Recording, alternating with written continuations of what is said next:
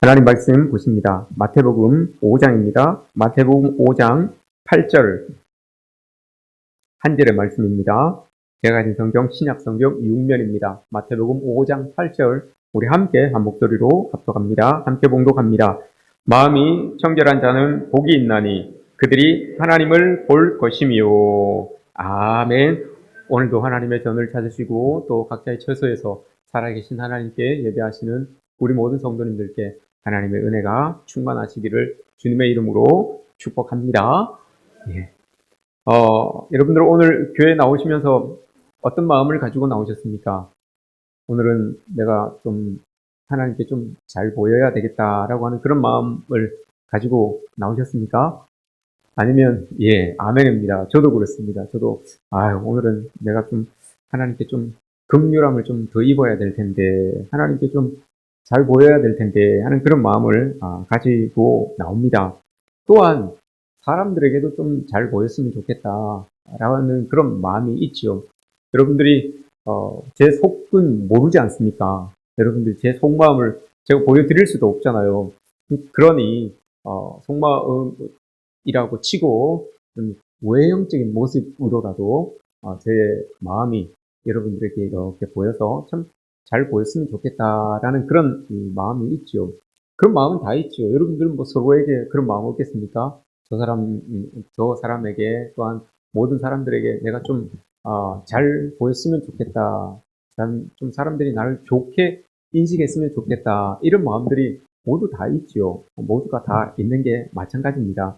왜 여러분 그런 마음이 있는가 하면 심리학자들은 그렇게 이야기를 합니다. 요즘 심리학자들이 그런 걸 이야기하는데 사람들이 거부에 대한 두려움이 있습니다.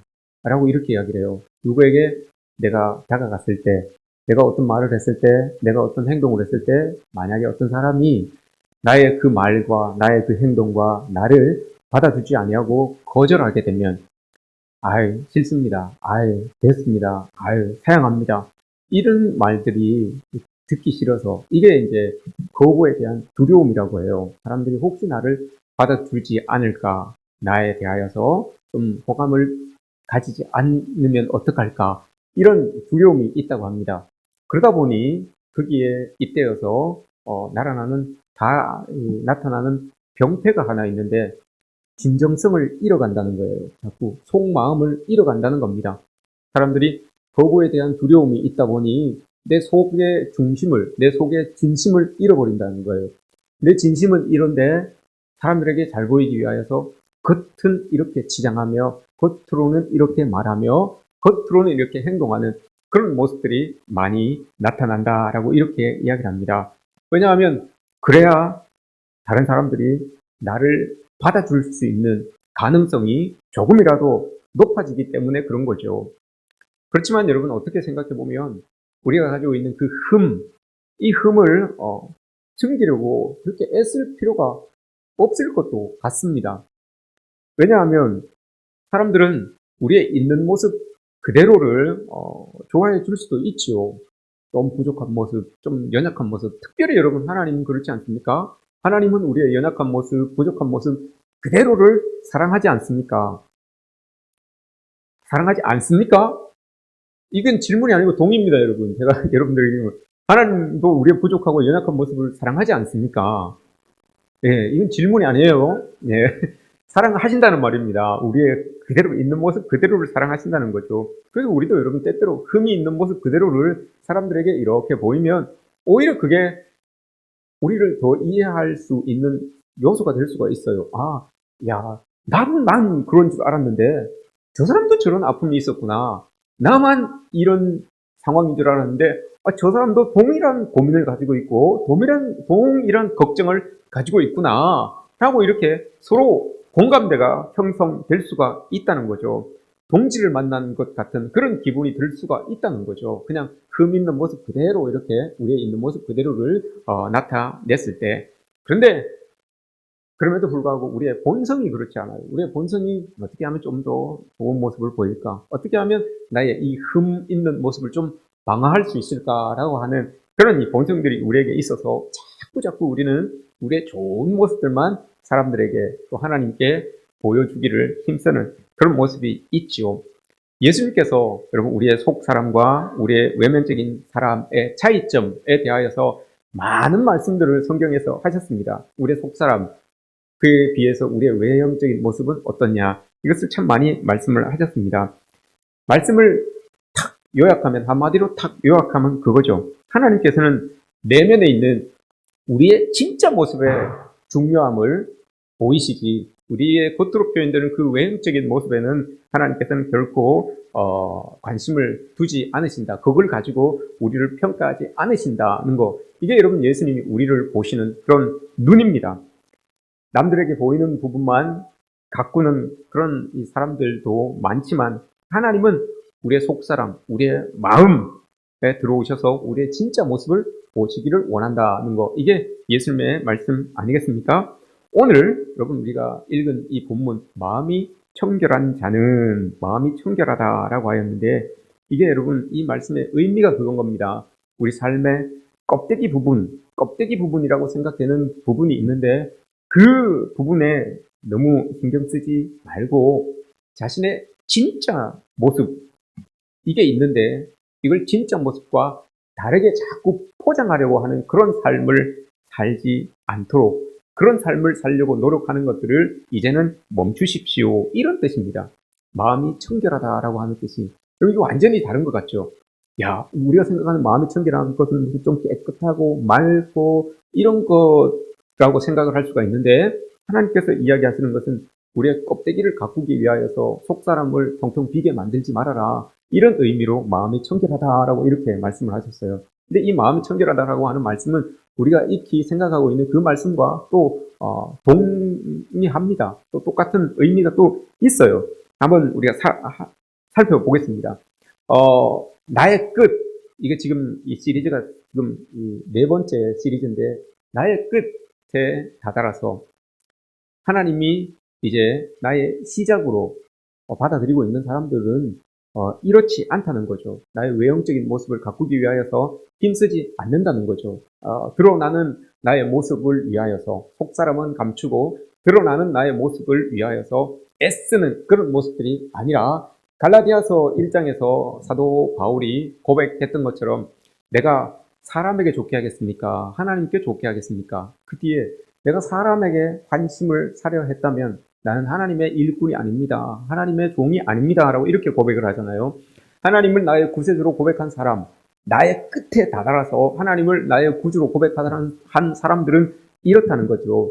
난 하나님을 위하여서 다른 사람들의 관심을 사기 위해서 살아가는 인생이 아니라 하나님을 기쁘게 하기 위하여서 살아가는 그런 인생이다 라고 이렇게 고백한다는 거예요.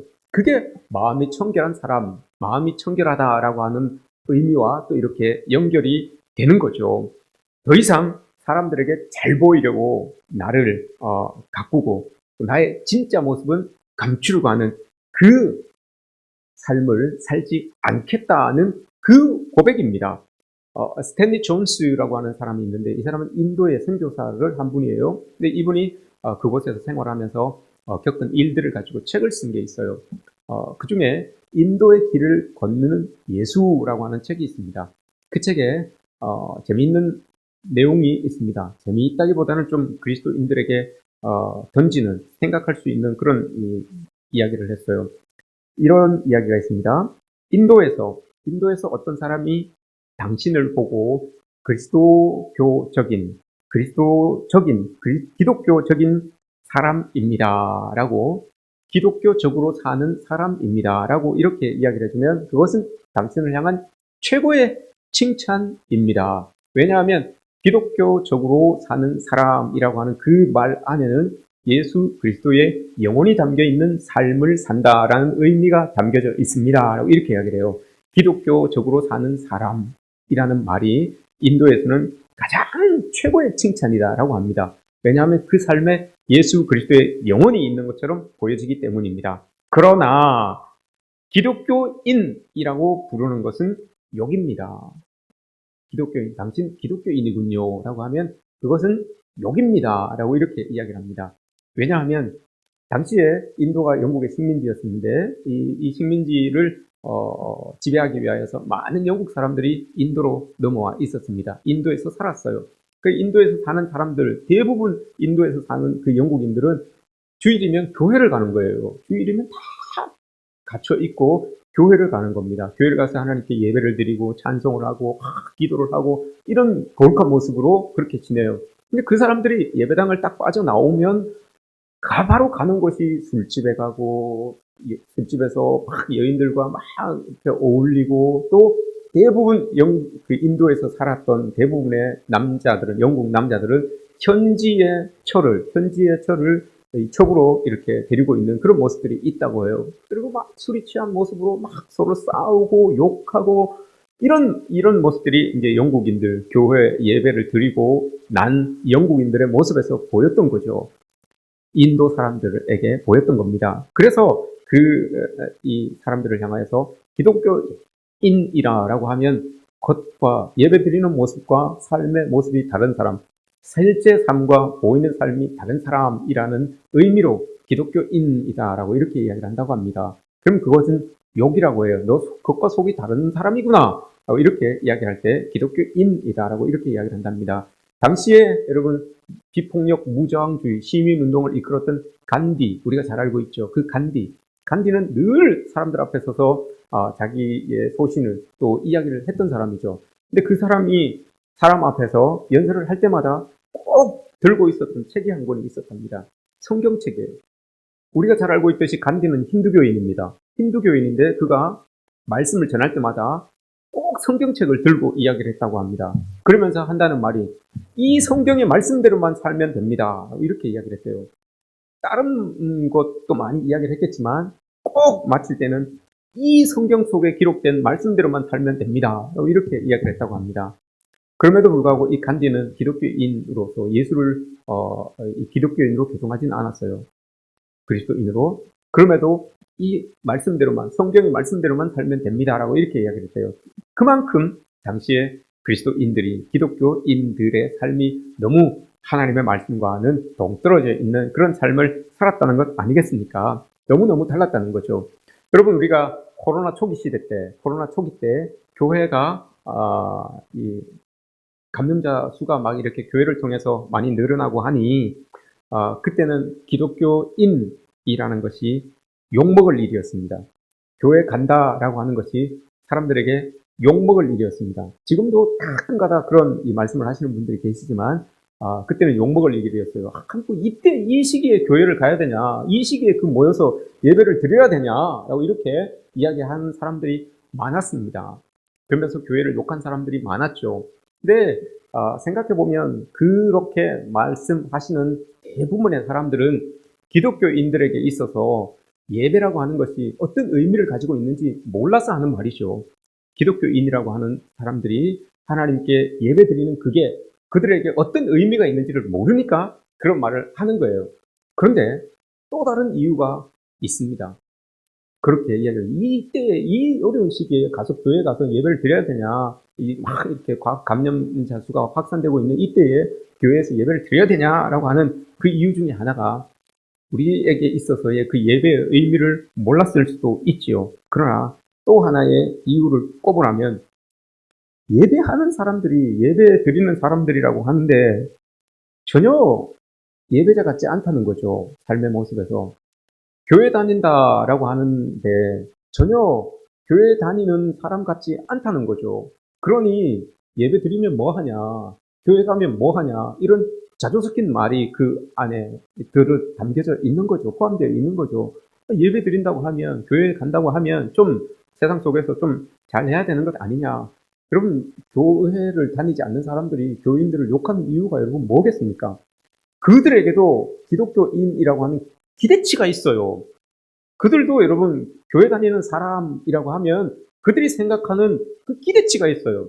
근데 그 기대치에 못 미치니까 기대치에 자꾸 더 낮은 행동을, 세상 사람들보다 더 못한 그런 모습들이 보여지니까 이런 말을 하는 거예요. 그럼 교회 가서 예배 드릴 이유가 뭐가 있냐,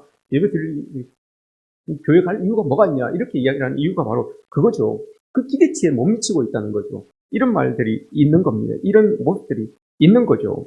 이 기독교적인 삶, 예수 그리스도의 영혼을 가진 삶을 살고 있지 않기 때문에 그렇다는 거죠. 이게 여러분 예수님께서 제일 지적하고 싶은 모습이 이거였어요.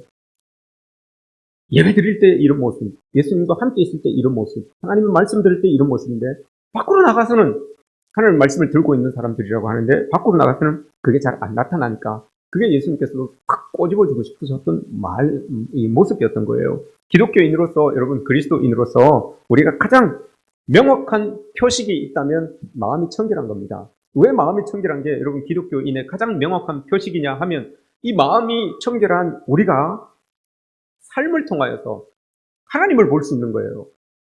그리고 그렇게 하나님의 말씀대로 하나님과 소통하면서 살아가고 있는 우리들을 통해서 세상 사람들이 하나님을 보는 거예요. 그래서 여러분 마음이 청결한 사람이 중요한 거예요. 하나님을 볼 수 있는 복, 이게 여러분 엄청난 복이라는 거예요. 이걸 통하여서 우리도 하나님을 보고 그렇게 살아가는 우리를 통하여서 세상 사람도 하나님을 볼 수 있기 때문에 이게 여러분 가장 큰 복이라는 것입니다. 오늘 청결한 마음을 이야기하였는데 청결한 마음이라고 이렇게 예수님께서 이야기를 탁 하셨을 때 아마 거기에 모여 있었던 사람들은 귀가 쫑긋 섰을 겁니다. 왜냐하면 당시의 종교의 본질을 한마디로 딱 이야기하려면 정결이었어요. 정결. 이 정결이 그 당시의 모든 종교가 가지고 있었던 이 핵심이었던 거예요. 근데 그걸 예수님이 딱 이야기하는 거예요. 예수님이 딱 이야기를 하시니 귀가 쫑긋 섰겠죠. 청결이라고 하는 것은 감염되지 않고 오염되지 않은 그런 깨끗함을 가지고 있는 것이라는 뜻을 가지고 있습니다. 대표적인 종교 지도자들, 바리새인들과 이 서기관들, 사두개인들 이런 사람들이 여러분 지금 정결을 주창하고 있었던 사람들인데 이 사람들은 이 정결이라고 하는 것을 눈에 보이는 그런 어떤 외적인 측면에서 많이 정의했던 사람들이죠. 외적인 모습에서. 그래서 이들은 정결을 위하여서 수많은 규범들을 많이 만들어 놨어요. 그걸 하나하나 지켜가면 그게 정결이다라고 이렇게 이야기를 했어요. 하나 지키고 또 하나 지키고 또 하나 지키면 내가 점점 더 깨끗해져 가고 있다라고 이렇게 믿고 있었습니다. 예를 들어서 모세가 율법에서 기록하여 놓은 그 부정한 음식들, 부정한 것들을 안 하면 내가 정한 것이다라고 이렇게 말을 하고 있죠. 예를 들어서 부정한 음식, 불결한 음식을 먹지 않는 것, 이것도 내가 청결이다라고 이렇게 이야기를 합니다. 이게 더 나아가서 사람까지도, 이방인까지도, 하나님을 모르는 이방인까지도 불결하다, 청결하지 않다라고 이렇게 여깁니다. 그래서 그런 사람들을 멀리하게 되는 이런 모습들이 나타나게 되는 거죠. 그래서 이방 사람들과 식사만 해도 우리가 부정해진다, 정결함을 잃어버린다라고 이렇게 말하고 있었던 사람들이죠. 그러니 이 당시에 종교 지도자들, 바리새인을 포함한 종교 지도자들은 정결을 지키기 위해서 무단히 애썼어요. 무단히 애썼고 더 나아가서 남들도 그 청결이라고 하는 것을 만들기 위해서 눈에 불을 켜고 잣대를 들이댄 거예요. 눈에 불을 켜고 들이댄 거죠. 왜 이걸 어기냐? 왜 이걸 안 하냐? 왜 이렇게만 했냐? 라고 자꾸 이렇게 하죠. 이게 자기들에게 봤을 때는 이게 정결을 이루는 거였어요. 그런데 그렇게 생각하고 있었던 그 정결 개념에 예수님께서 그 정결 개념을 확 뒤집어 엎으셨어요. 확 뒤집어 버리셨어요. 어떻게 뒤집으셨는가 하면 마태복음 23장에서 이렇게 예수님께서 말씀을 하십니다. 너희들은 안은 지저분하면서 잔내 겉과 대접의 겉만 깨끗하게 하는데 급급하다라고 이렇게 예수님께서 말씀을 하셨어요. 안은 너희가 지저분하면서 그 대접과 잔의 겉만 깨끗하게 만들려고 노력하는 사람들이다라고 이렇게 말했어요. 그러면서 그 뒤에 뭐라고 하시는가 하면 회칠한 무덤 같다라고 이렇게 이야기했어요. 회칠한 무덤이 여러분 뭡니까? 당시에는 여러분 이 예수님 시대로 넘어오면서 무덤이 평토장이잖아요. 길 높이가 똑같아요. 봉분이 있는 것도 아니고 굴을 파서 넣는 것도 아니었어요. 봉분이 없이 그냥 길과 평평하니까 이게 시간이 오래 지나면 이게 무덤인지 길인지 몰라요. 그러니 그 예배를 드리러 가는 사람들이 거기에 혹 명절을 지키기로 오는 사람들이 혹 발을 닿게 되면 부정하면 일주일간 또 규례를 지켜야 되니까 명절을 못 지키는 거예요. 6월절이나 7.7절이나 이런 것들을 못 지키는 거예요. 그래서 회치를 해주는 거예요. 여기는 무덤입니다 라고 회치를 해주는 거예요. 그럼 그걸 보고 안 밟고 이렇게 걸어갈 수 있게끔, 지날 수 있게끔 그렇게 해주는 거잖아요. 그런데 여러분, 아무리 회치를 한다고 해서 그게 무덤이 아닐 수 있습니까? 아무리 회치를 한다고 해서 회치를 막 한 1cm씩, 1m씩 한다고 해서 그게 무덤이 아닐 수는 없잖아요. 예수님께서 말씀하시는 게 그거예요. 아무리 겉모습에 회치를 한다고 해서 그 속에 썩어져 있는 시신이 썩어져서 나는 냄새가 안 날 수가 없다는 거죠. 썩어져서 나는 그 냄새가 있고 썩어져 있는 시신이 그 안에 있는데 아무리 회치를 해도 그게 깨끗한 게 될 수는 없지 않느냐, 이걸 이야기하는 겁니다. 종교 지도자들에게 이야기하는 게 그거예요. 너희들이 정결을 그렇게 정결을 원하는데, 정결을 정결한 삶을 살려고 그렇게 하는데 겉으로만 그렇게 보여지면 이 정결한 게 아니지 않느냐. 속은 다 썩어 있는데, 속은 다 하나님과 멀어져 있는데 그게 정결이라고 이야기할 수가 없지 않느냐라고 이렇게 이제 이야기를 하는 거죠. 하나님은 사람들에게서 요구하는 게 그거예요. 조작하기 쉬운 외형적인 것에는 하나님께서는 원하지 않아요. 조작하기 쉬운 외형적인 어떤 부분들을 원하지 않아요. 그러나 본 모습, 내 내면의 모습을 하나님께서는 원하십니다. 이게 여러분 이 정결이에요. 하나님께서 내 내면의 모습에 요구하는 게 이 정결입니다. 정결이라는 단어가 불순물이 섞이지 않은 그런 이 말입니다. 근데 빌립보서 4장에서 이 사도 바울이 이 정결에 대해서 아주 명쾌하게 설명을 해줘요. 빌립보서 4장 8절 말씀에서 우리의 마음속에 더해야 될 것, 집어넣어야 될 것들이 뭔지에 대해서 이야기를 해주십니다. 이런 것들을 우리의 마음속에 집어넣어야 된대요. 무엇이든지 참되며 경건하며 오르며 사랑받을 만하며 칭찬받을 만하며 이런 것들을 우리 속에 집어넣어야 된다고 합니다. 근데 이런 것들에 여러분 조금이라도 참되며 여기에 거짓된 것들이 조금 섞이면 이건 정결하지 않은 겁니다. 무엇이든지 경건하며 이 경건함에 약간의 다른 어떤 불경건한 모습이 섞이면 이건 정결하지 않은 겁니다. 무엇이든지 오르며 이 오름에 거짓된 것이 조금이라도 섞이면 이건 정결하지 않은 겁니다. 사도 바울이 이렇게 고백을 하는 거예요. 여러분, 그리스도인들이라면 이제는 우리의 마음속에 좋은 것들을 다 채우고 나쁜 요소들은 다 빼내야 됩니다. 그게 정결입니다. 그게 하나님께서 우리에게 요구하시는 모습입니다. 라고 이렇게 이야기를 해요. 예수님께서 정결한 마음은 진실한 마음이다. 라고 이렇게 말씀을 하시는데, 이제 이 추악한 우리의 그 모습, 이건 이제 숨기지 말자 이거죠. 예수님께서는 우리의 있는 모습 그대로 예수님 앞에 나아갔으면 좋겠다라고 이렇게 이야기를 해요. 근데 말씀을 한번 여러분 보십시오. 마태복음 5장, 이때가 여러분 예수님이 이제 공생의 시간, 예수님의 사역을 시작하는 때였거든요. 시작하는 때에 예수님께서는 복으로 시작해요. 복으로. 마태복음 지금 8복이잖아요. 복으로 시작해요.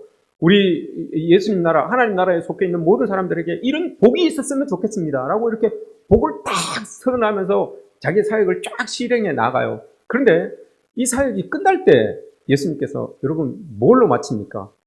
이 사역이 마칠 때 시작은 복으로 시작하셨거든요. 이러합시다 라고 하면서 복으로 시작하셨어요. 그런데 마태복음 23장이 예수님의 사역의 끝이에요. 사역이 끝나고 이제 그 뒤에 십자가 지시는 그 고난만 남으셨는데 그 사역 끝에 여러분 예수님께서 뭘 이야기하시는가 하면 화를 선포하십니다. 화로다 라고 하면서 화를 선포하세요.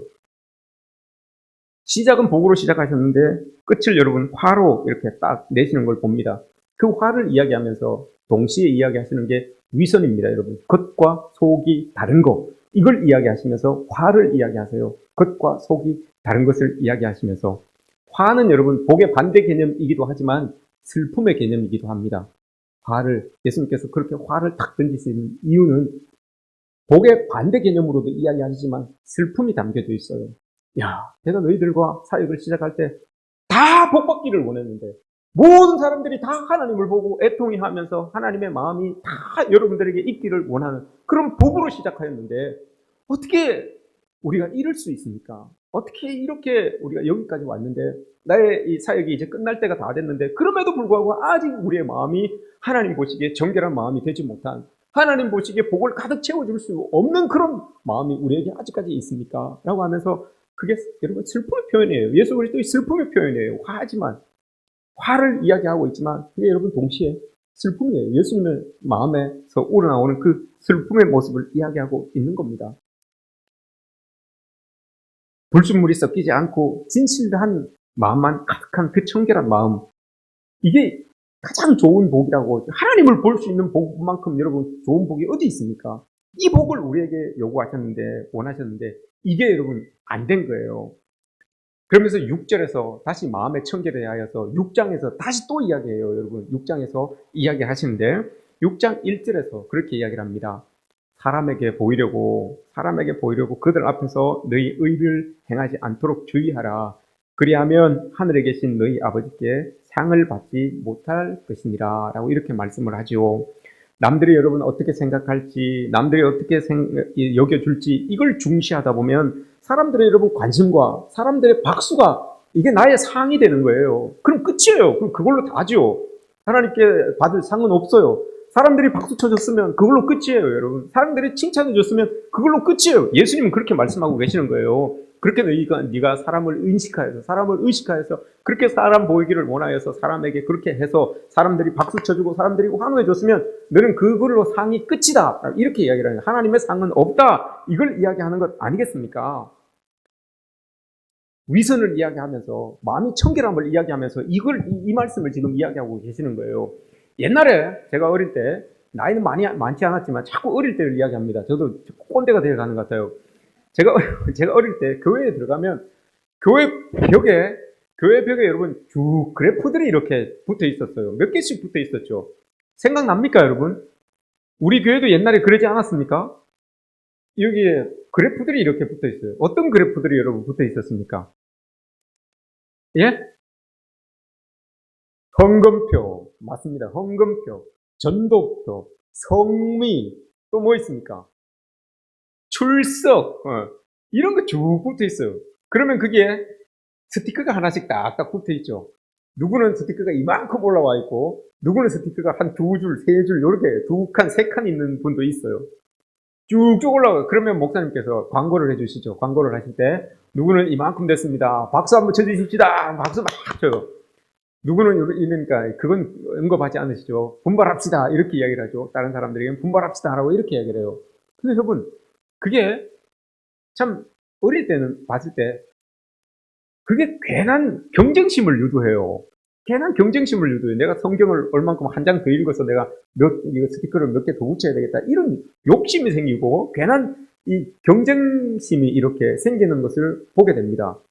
근데 말씀을 준비하면서 딱 생각을 해봤을 때, 이런 생각이 여러분 번뜩 들었습니다. 이게, 그래프가 우리 신앙의 척도는 아닐 터인데, 내 믿음의 척도는 아닐 터인데, 이걸 가지고 사람들은 그래프가 높이 올라가 있으면 사람들은 나를, 믿음이 좋은 사람으로, 신앙이 좋은 사람으로, 그래프가 한두 개 찍혀 있으면 별로 믿음이 없는 사람으로, 이렇게 사람들이 인식하는 것은 아닐까라는 그런 생각을 해봤습니다. 그래서 마음이 없어도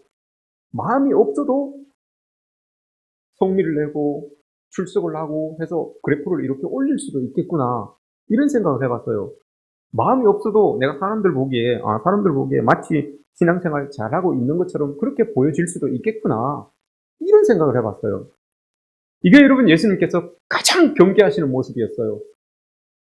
나는 마음에 없는데 사람들이 나의 모습을 보고 저 사람 신앙이 있는 것 같아, 신앙이 높구나, 믿음이 좋구나라고 이렇게 여길 수 있는 일들을 찾아서 하는 거, 그게 여러분 예수님께서 제일 싫어하셨던 모습이었어요. 그래서 여러분 23장 마지막에, 마태복음 23장 마지막에서 위선을 이야기하면서 과로다라고 이렇게 말씀하신 거예요. 동일하게 없어도 약해도 부족해도 하나님께 이렇게 나아가면 그 모습 그대로 좋아하는데, 근데 이 모습이 여러분 요즘을 살아가는, 이 시대를 살아가는 사람들에게도 있어요. 연세가 많으신 분들, 핸드폰을 자유자재로 사용하시는 분들은 조금 예외가 될 수 있겠지만 대부분의 사람들은 요즘도 여러분 이렇게 살아가요. 아닐 수도 있지만 저는 그렇게, 요즘 여러분 인스타그램이나 페이스북이나 소셜 미디어를 여러분 보십시오. 거기 보면 자기의 삶에 대하여서 이렇게 쭉 이렇게 다 올라가잖아요. 그걸 왜 올립니까, 여러분? 왜 올립니까? 사람들과 공유하기 위해서 올리잖아요. 사람들과 공유하기, 나 이랬습니다 라고 그거 보여주는 거잖아요. 그러면서 좋아요, 댓글, 이런 걸 여러분 기대하는 것 아닙니까? 근데 한번 생각해 보십시오. 그 올렸던 그 상황에서의 나의 삶과 지금 실제적으로 보여지는 나의 삶이 맞냐는 거죠.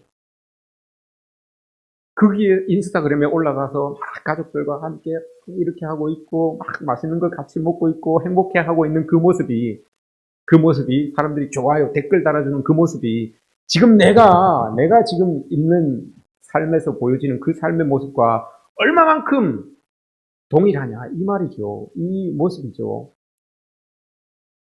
같으면 여러분 얼마나 좋겠습니까? 같으면 사람들이 정말 좋아요 정말 댓글을 이렇게 올려주고 하면 참 좋죠. 근데 실제 삶과 보여지는 삶의 차이가 있다. 이게 이제 우리의 문제죠. 그리스도인들의 문제인 것이죠. 제가 목회하면서 제일 많이 한 말이 여러분 뭐 같습니까? 제일 많이 사용한 단어가 뭐 같습니까? 3년차 지금 들어서잖아요. 3년차 지금 넘어서고 있는데 어떤 단어? 목사님은 우리 교회는 왜 목사님 흉내낸 사람이 없습니까? 제가 안 보는 데서 그 흉내 내십니까? 있을 거예요. 분명히 있을 거예요. 그분들이 목사님을 가장 잘 캐치한 사람이죠. 뭐 어떤 단어를 제일 많이 쓰는지, 어떤 제스처를 하는지 그걸 아는 분일 거예요. 제가 제일 많이 쓰는 단어가 여러분 뭐라고 생각하십니까? 여러분들이 생각하시기에 많이 안 쓰는가 봅니다. 제가 이렇게 제가 제일 많이 쓴 단어 제가 제 스스로를 봤을 때 우리 교회에 와서 제가 제일 많이 사용한 단어 교회가 교회다운 교회 성도가 성도다운 성도 이게 여러분 제가 제일 많이 사용한 단어예요. 교회가 교회답고 성도가 성도다운 그런 우리 교회 우리 성도들 되게 해주십시오. 이게 여러분 제가 제일 많이 쓴 단어입니다. 제가 제일 여러분들에게 원하고 교회에 원하는 모습이 여러분 이거예요.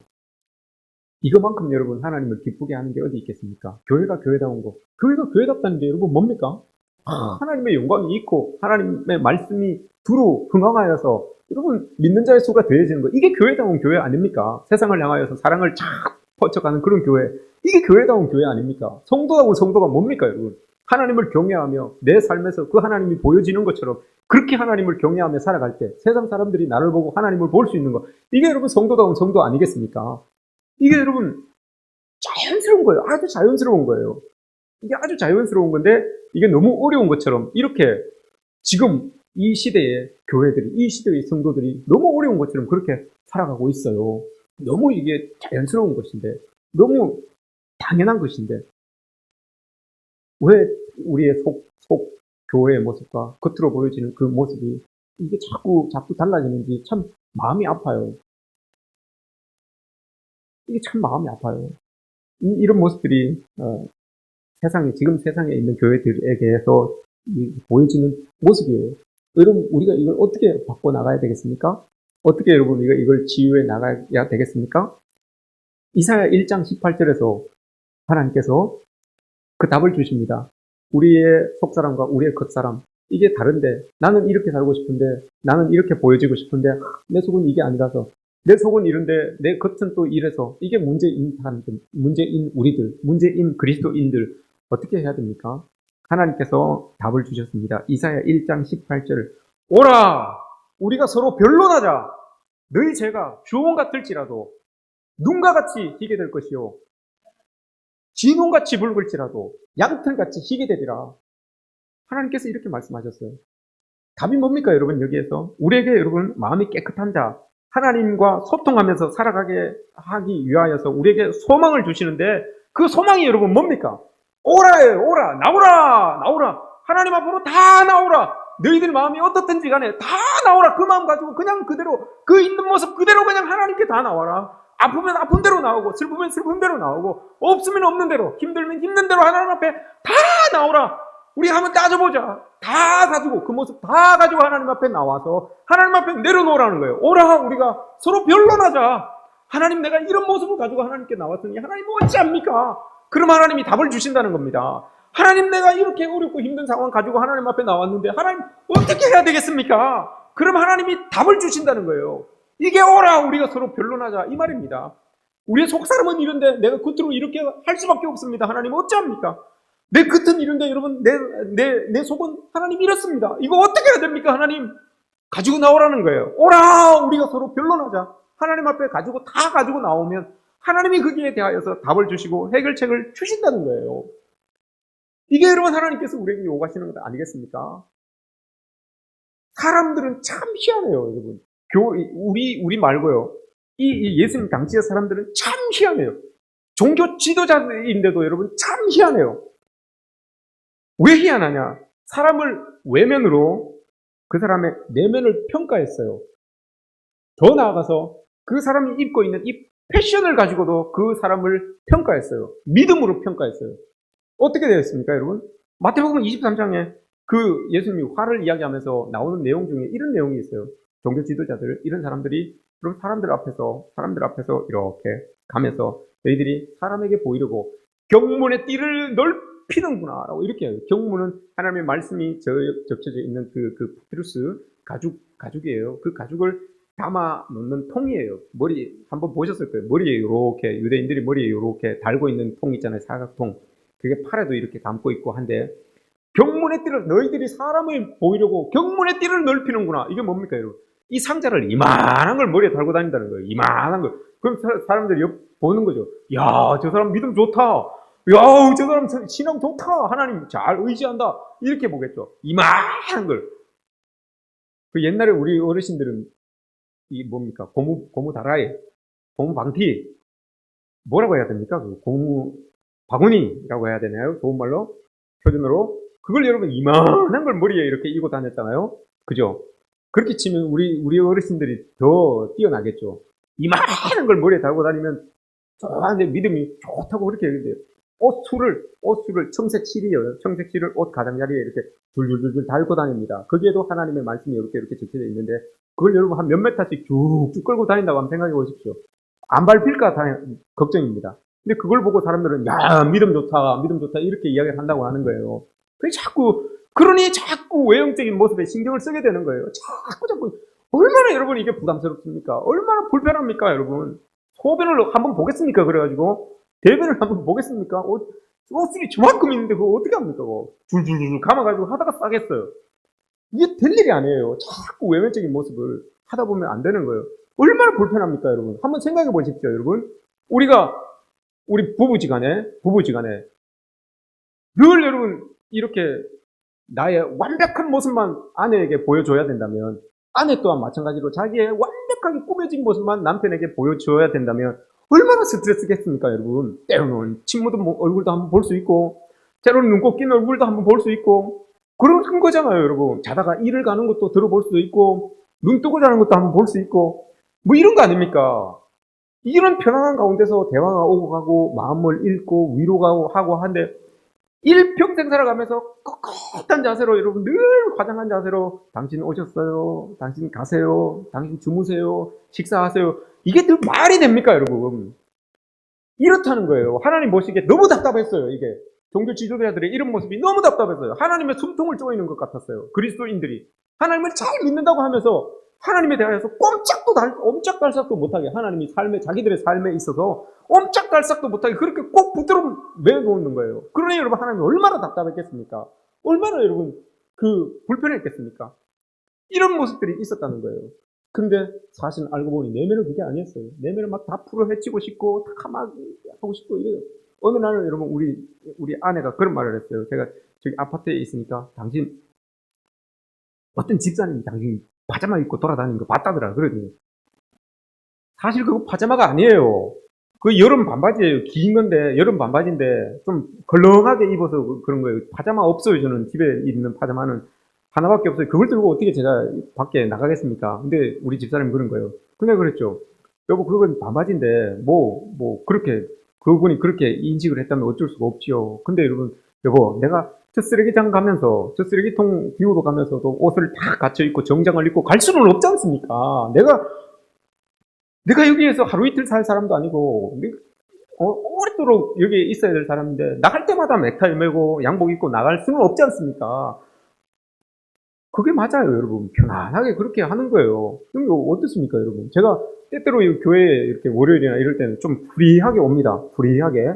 머리도 막 이렇게 대충 막 말리지도 않고 막 엉망으로 해서 와요. 그럼 또 꼭 그때 또 만나요, 누구를. 꼭 그때 누구를 만나요. 괜찮은 거예요, 여러분. 뭐 어땠습니까, 여러분? 제가 머리가 엉클어졌다고 해서 제 속사람이 엉클어진 건 아니잖아요. 여러분, 프리하다고 해서 옷을 프리하게 입는다고 해서 제 속사람이 프리한 건 아니잖아요. 하나님 보시기에 그런 거면 되는 거예요. 하나님 보시기에 그러면 되죠. 여러분, 너무 외형적인 모습에, 너무 외적으로 풍겨지는 모습에 스트레스 받을 이유가 하나도 없다는 것을 여러분 기억하셨으면 좋겠습니다. 왜 여러분 우리가 있는 모습 그대로, 이사야 선지자가 이야기한 것처럼 있는 모습 그대로 하나님께 나아가야 되는 이유는 바로 그겁니다, 여러분. 우리의 마음이 하나님 앞에 온전히 있는 모습 그대로 이렇게 보여질 때 정확하게 하나님이 집어주시는 것 아닙니까? 정확하게 하나님이 그걸 딱 집어주시고 치유해 주시는 것 아니겠습니까? 자꾸 거기에 여러분 회칠하지 마십시오. 자꾸 거기에 덧칠할 이유가 아무것도 없는 겁니다. 솔로몬이 여러분 하나님의 성전을 만들 때 남쪽과 북쪽에 성전에 들어가면서 손을 씻으라고 물두멍을 5개씩 만들어 주었어요. 왜 여러분 그 손을 씻으라고 물두멍을 만들어 주었겠습니까? 마음을 씻을 수는 없으니까 너희가 손을 씻으면서 마음도 같이 씻으라. 마음을 씻는 마음으로 손을 씻으라 라고 해서 그 물두멍을 만들어 준 겁니다. 우리가 하나님 앞에 나올 때마다 여러분 마음을 씻는 마음으로 물두멍을 해서 손을 씻는 마음으로 그렇게 하나님 앞에 나와서 우리의 마음을 하나님께 이렇게 내어 보여 드려야 되는 거예요. 그래야지만 여러분 이 마음에 청결함이 들어오게 되는 것이고 그 청결함이 하나님을 본다는 것이 가장 큰 복이라는 것은 그거예요, 여러분.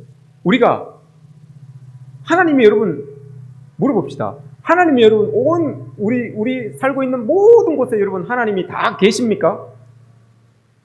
이건 질문이에요. 답하셔야 돼요. 이건 질문이에요. 동의를 구하는 게 아니고 질문이에요. 모든 곳에 우리 사는 모든 곳에 여러분 하나님이 다 계십니까? 절에도 계십니까? 절에도 하나님이 계십니까? 대답하세요. 계세요? 안 계세요? 계시지요. 하나님 전지전능한 무소부재하신 분이라 모든 곳에 다 계시지요. 다 계세요. 그죠? 여러분 가정에는 계십니까? 여러분 일터에는 계십니까? 옆 사람에게는 지금 있습니까? 아멘이죠. 그죠? 그런데 보입니까? 여러분 집에 그 하나님이 보입니까? 여러분 일터에 여러분 계신다고 하셨잖아요. 하나님 계신다고 하셨잖아요. 여러분 일터에 그 하나님이 보이십니까?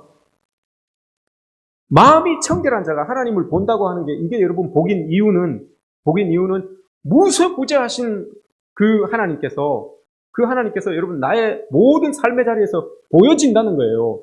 그 하나님이 보여지면 여러분 그 하나님이 보여지면 하나님의 능력이 보여질 것이고 하나님의 계획이 보여질 것이고 하나님의 일하심이 보여질 거예요. 그걸 여러분 우리가 누리면서 살아갈 수 있기에 마음이 청결한 게 하나님을 볼 수 있다는 게 이게 복인 거예요. 인지는 하고 있는데 보여지지 않았던 그 하나님의 계획과 하나님의 일하심과 하나님의 나를 도와주시는 그 모든 것들이 보여진다는 거예요. 그게 복이라는 거예요, 여러분. 그 복이 어떤 사람에게 주어진다고요? 마음이 청결하여서 딴 마음을 가지고 있지 않는 그 사람에게 보여진다는 겁니다. 이런 삶이 여러분 우리에게 있었으면 좋겠습니다. 이런 은혜가 여러분들에게 있어지기를 주님의 이름으로 축복합니다.